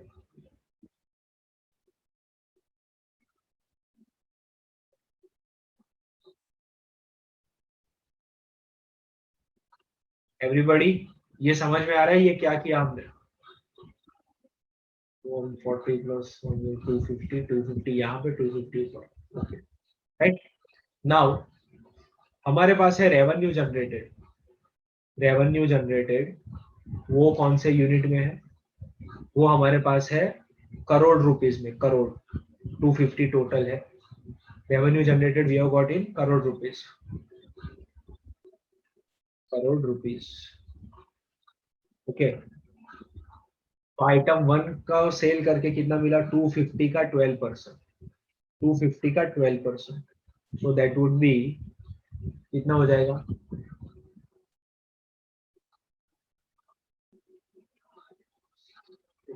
30. Right. It will be 30 crore rupees. 250 का 20% will be 50 crore rupees. 50 crore. 250 का 23%. 250 का 23% विल बी 57.5 करोड़. 57.5. 250 का 6%. 250 का 6% will be 15 crore. 20% once again and then 19%. तो 20% हमको पता है 50 crore rupees. 19% will be 47.5 crore rupees. Okay. So now we have all the details कि कोई आइटम कितना एक्सपोर्ट किया, कितनी क्वांटिटी और सामने कितना रेवेन्यू मिला. Which item has generated maximum revenue per kg? Which item has generated maximum revenue per kg? तो गाइज आप एक तो ये कर सकते हो कि जैसे 30 crore rupees divide by 55,000 tons. Tons मतलब भी 1000 kg. 1 टन मतलब. राइट. तो one thing what you can do is this. Okay. तो इधर से आपको क्या मिलता है? 300 upon 55. Okay, so you will be getting 1.09 rupees पर केजी. ओके. अब गाइस हमें एक्चुअली ये नहीं पूछा है कि कितना रुपीस पर केजी पे वो बिक रहा है. हमको सिर्फ उतना बोला है कि हाईएस्ट कौन है. तो I should not be bothering about the zeros. I can directly do 30 upon 55.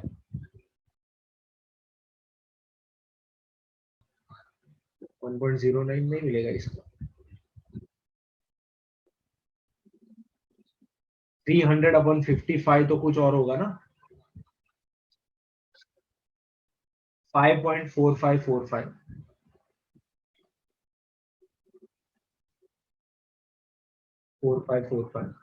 अब अगर मैं without considering the zeros crore और रुपीस एंड 1000 टन्स उसको कंसिडर किए बिना रेशियो निकालू तो मुझे मिलेगा 0.545. Right. So actually I am not concerned about actual KG पर रुपीस गाइस. समझ रहे हो? मुझे सिर्फ ये चाहिए कि हाईएस्ट रेशियो किसका है.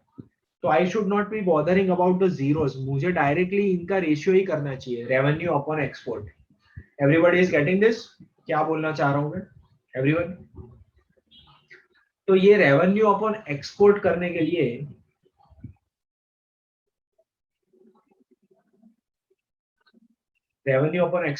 मुझे क्या देखना है? हाईएस्ट ग्रॉसिंग करना है तो रेवेन्यू का हाई होना चाहिए और क्वांटिटी कम होनी चाहिए. So that we are getting I think here 50 upon 60. This will be the highest possible thing, I guess. Okay. देखो यहाँ पे 30 upon 55, 50 upon 100 no chance, 57/95 no chance, 15/110 no chance at all, 47/80। तो सबसे हाई रेशियो हम मुझे इसमें मिलेगा rupees per KG के लिए, राइट। 50/60, 50/60 मतलब I will be getting 0.8 something, है ना, 0.83333, 0.83333। So item number 5 will have highest rupees per kg. Everyone is getting this? Item number 5 सबसे महंगी है, but actual rupees per kg will be I think 8.333, right? क्योंकि हम crore rupees और 1000 turns करे तो, लेकिन we don't want the value, we want who is the highest. Everyone is getting this? Item number 5, everybody? Okay guys, देखो फिर से एक बहुत ही डिफरेंट वैरायटी, मजेदार क्वेश्चन है, बहुत आसान है।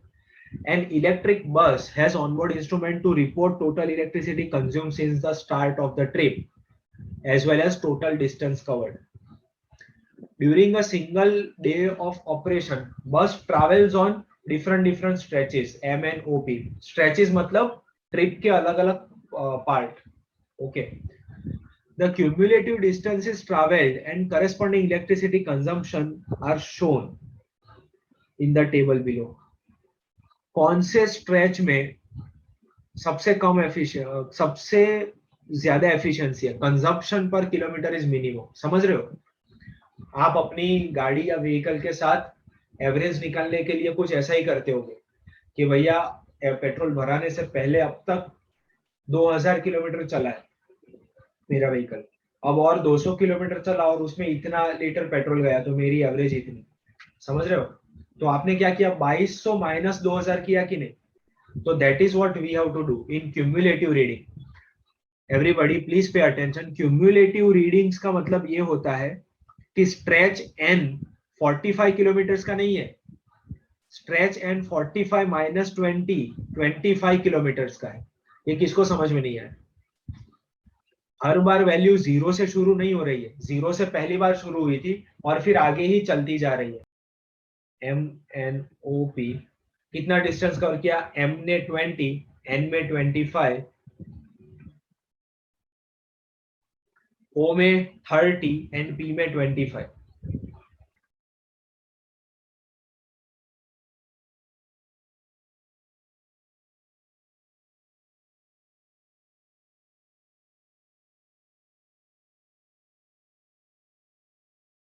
Okay, similar thing is there for electricity used also. N में 25 यूनिट यूज नहीं हो रहे, 25 माइनस 12 13 यूनिट्स यूज हो रहे हैं, समझ रहे हो ना? तो एम में 12, एन में 13,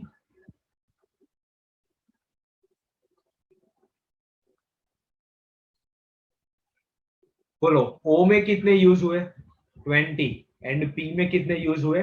12 यूनिट्स। ओ में 20 यूनिट्स एंड पी में 12 यूनिट्स यूज हुए, समझ रहे हो ना? everyone is getting this or not? The stretch where electricity consumption per kilometer is minimum, मतलब 12/20, 13/25, 20/30, 12/25। So I think P आना चाहिए, I think ये आना चाहिए, बट कैलकुलेट करके देख लो आप। Total electricity consumed since start and total distance covered, तो both the readings are cumulative only. Stretch P में सबसे कम इलेक्ट्रिसिटी पर किलोमीटर कंज्यूम हुई है। Everyone got this? Everybody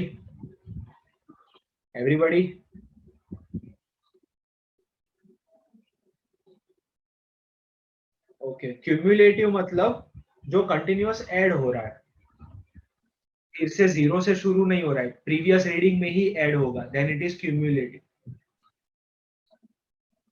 okay guys, take care and जय हिंद।